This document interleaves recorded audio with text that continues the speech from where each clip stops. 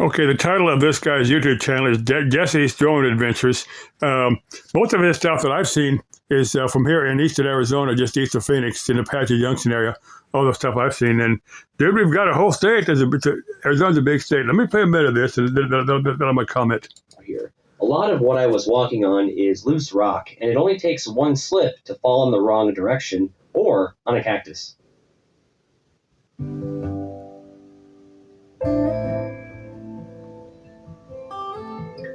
For a couple of seconds, I had a little trouble remembering where exactly I left my bike. And it's the desert, so everything looks the same. But after a few minutes of retracing my steps, and with a little help from my drone, I finally found it.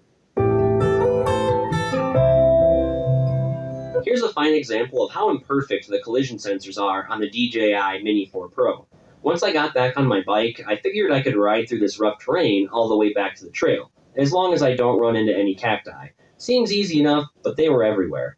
Everything was going fine and dandy until my drone came face to face with a certain plant. I'm not sure what it was called, but the collision sensors did not pick it up, and this is what happened next.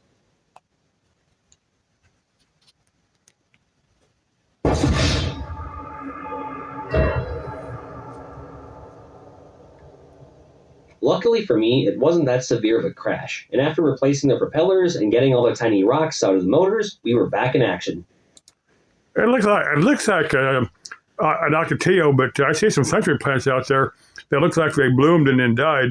But it's either a century plant or more likely an ocotillo. Let me find out a second. There's a couple, and this is one of his later videos. There's looks like some cliff dwellings from some Anasazi or Salado or Hohokam people. I'm going to guess it's probably one of those tribes. But there's also a car that's crashed. It's like I said, I agree with it. It's got to be from the 30s or 40s, just from the shape of the car. But the model is probably from the 30s or 40s. It just looked like that type of that age of car. But love your videos, dude. If you watch this, if somebody knows Jesse Drone Adventures, get that to him. I think that's an ocotillo. Let me play another second of that, and then I'll say bye. A question that I often get from new viewers on this channel is, how is your drone able to follow you so smoothly? Well, first of all, I do not have somebody else flying it for me. The DJI Mini 4 Pro has a feature on it called Active Track, which allows you to scan the subject that you want it to follow, and once it recognizes the subject, it will stay locked onto it wherever it goes, whether it's your car, riding a bike, or simply walking. And I'll link that drone down in the description in case you guys want to check it out. But as you can see, the drone does a pretty good job of keeping up while keeping me centered in the shot.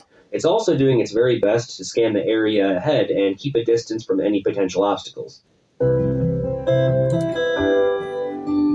Jesse Drone Adventures. Okay, love you, dude. Bye-bye.